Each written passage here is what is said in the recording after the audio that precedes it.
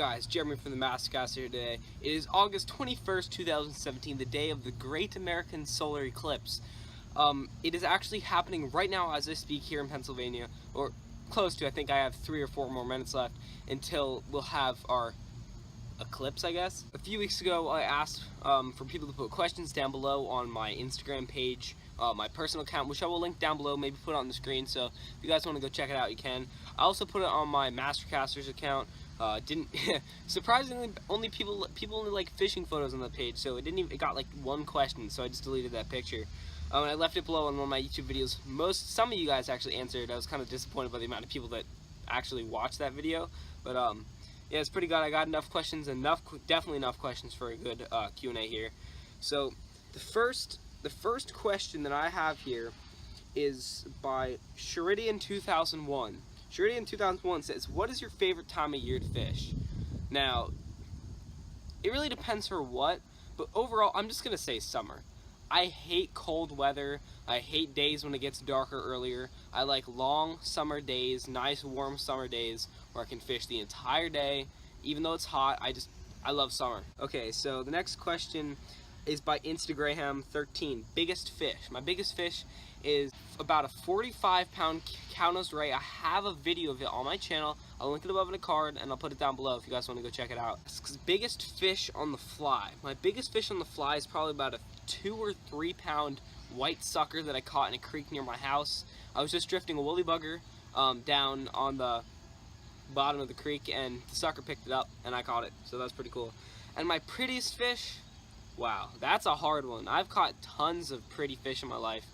If I had to say the prettiest fish, man, it would either have to be a pumpkin seed that I've caught before or a scrawled cowfish. I mean, just because the exotic, I'm going to go with scrawled cowfish. My scrawled cowfish was definitely the prettiest. Damien Badawika says, "I'm unsubscribing." Thank you, Damien, for your continued support. Okay, someone else asks, favorite saltwater setup and my favorite freshwater setup. My favorite saltwater setup is a 7-foot Daiwa Samurai that I bought at a store. It is medium heavy action. It's a 2-piece rod, and on that I've paired with a Shimano Sienna 4000. And I have 25-pound braid on that. I use it for everything. I even use it in freshwater too. I catch anything. It's a great inshore rod. I've fluke fished off of it. I've tog fished with it. I've surf fished with it. I just love it. It's a great all-around rod. My favorite freshwater setup is either my 5.6 Pink Ultralight rod that most of you see in my videos, paired with a Cast King Mela 2 1000. That's really good for trout fishing. I use it for bass fishing. I use it for pretty much anything. And next to that is my Lose Mach 1 speed spin combo, which is that spinning rod I use a lot. That white spinning one, the one I use in a lot of my trout videos. It's another really good rod. It's great for all around types of fishing, for bass, muskie, pickerel, all those kind of things. It's a really nice rod. So I'm going to ask, dream career. My dream career would probably be a YouTube fisherman, just because I can travel around the country doing what I love. No stress at all. Oh crap, there's thunder. Well, I hope it doesn't storm. How come you call yourself the Master Caster when you clearly can't cast any type of rod? I don't know, Cooper. Why don't you tell me? What are the top species you would like to catch one day? This has been asked by a few people already, and I've skipped over it. I've waited for this one. If I have to put a top list of 5, the top of the list would be a blue marlin. Right below that would be a giant trevally. Right underneath that would have to be a huge wahoo or tuna. I'm just going to put wahoo or tuna on the same thing. Next one below that, number 4, would be an amberjack, like a big amberjack. I know these are all saltwater. An ant is biting my foot. Please get off. Okay. And my last one would probably have to be like a huge king salmon, or just a huge freshwater salmon. That'd be amazing. Ryan asks, will I ever have a subscriber fishing tournament? Probably not. I'm not really sure, because those things are hard. You need permits. I don't know. I mean, you know, I'd probably see myself doing one, so I might do one in the future. Will you do any collaborations with some other YouTubers? Hell yeah, man.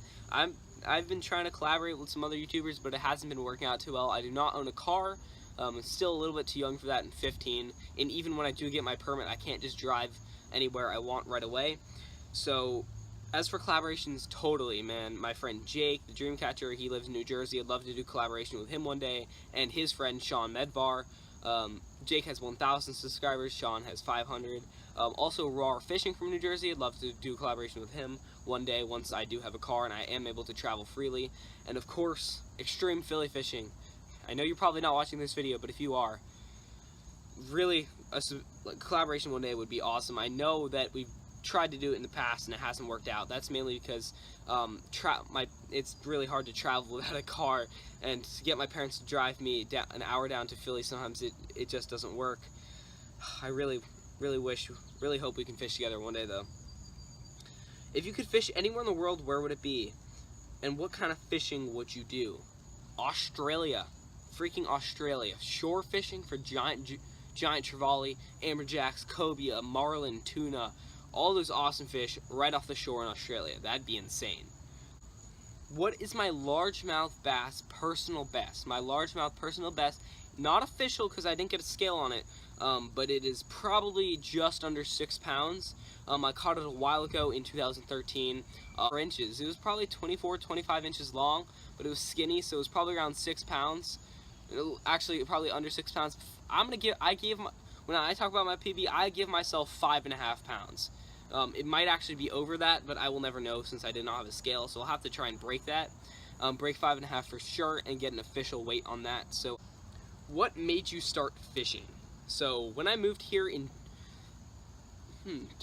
2006, when I moved here to Pennsylvania, you know, I didn't really fish at all, but my neighbors liked fishing, so they would take me fishing from time to time, and you know, I just eventually loved it even more and more, and just wanted to go fishing more and more to catch more fish. So more, just, you know, I loved it. So that's how my fishing addiction started. What tips do you have for beginners? Start small. You don't need to buy all this expensive stuff. Just go to Walmart, get a nice $20, $25 rod, get bobbers, hooks, 10-pound line, get worms, and just cast in ponds and lakes and just catch smaller fish. That's all you need. You don't need all the expensive stuff. And this person asking is actually from England, so they're asking, do you have to use maggots for bait? So, since I'm in the United States, no, we do not use maggots for bait. They don't sell maggots really anywhere, I don't think, in the United States. But when I was over in England, we had to use maggots, pretty much. That was the only thing they really sold. And they worked really well for smaller fish. You had to put about, like, 10 on a hook since they were so small.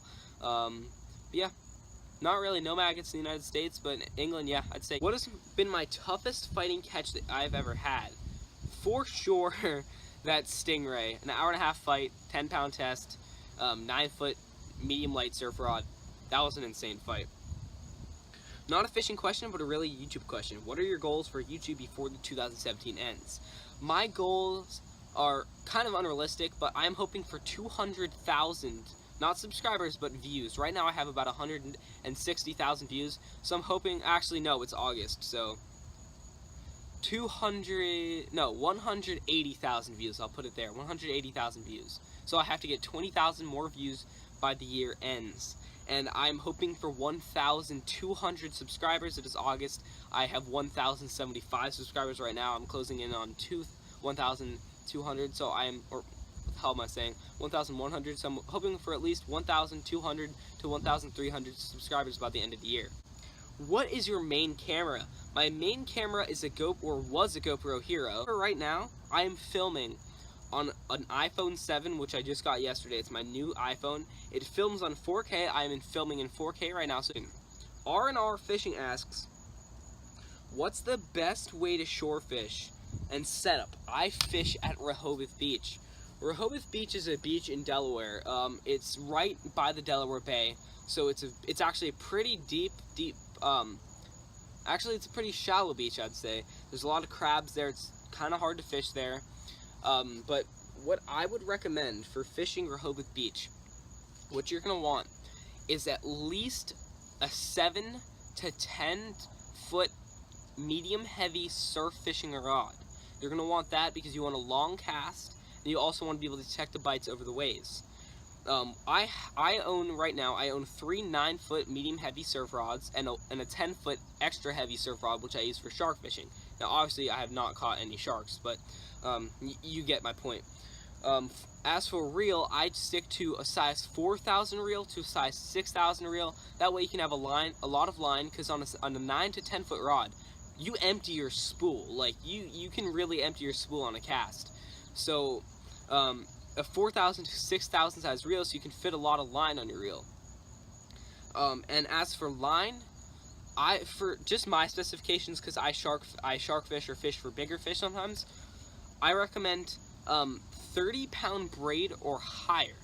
Now, as a main line, 30-pound braid or higher, 30 to 65-pound braid, you can get extreme castability, empty your entire spool, and get super, super long casts.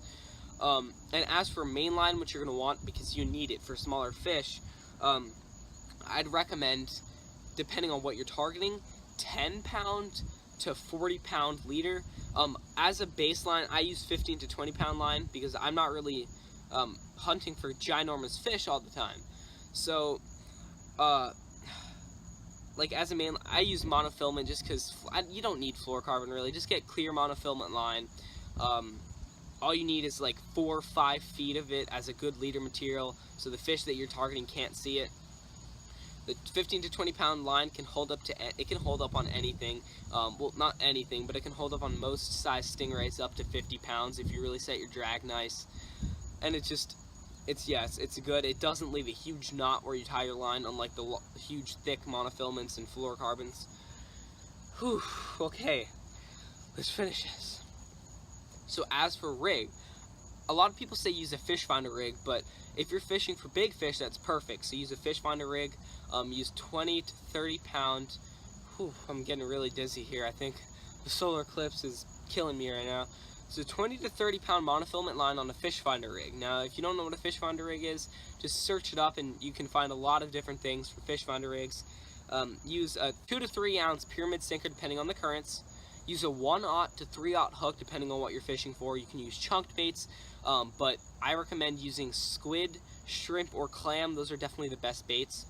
And the other rig that I would recommend is to use a high-low rig, which is basically just, okay, imagine, you just have your leader, there's a sinker at the bottom, and there's 2 hooks coming out like this. That is a high-low rig.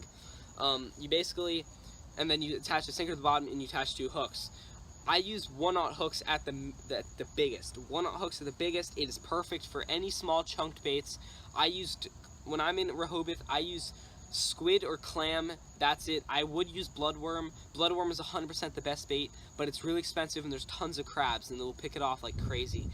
If you want a good alternative, there is something called Bloodworm's Fish Bites, and that works pretty well as well. But sometimes it really doesn't work well because it is a non-natural bait. It is fake, and sometimes the fish just don't like it. But a lot of the time you will catch stuff on it, so I recommend Fish Bites as a good bait. Whew, that pretty much concludes that part.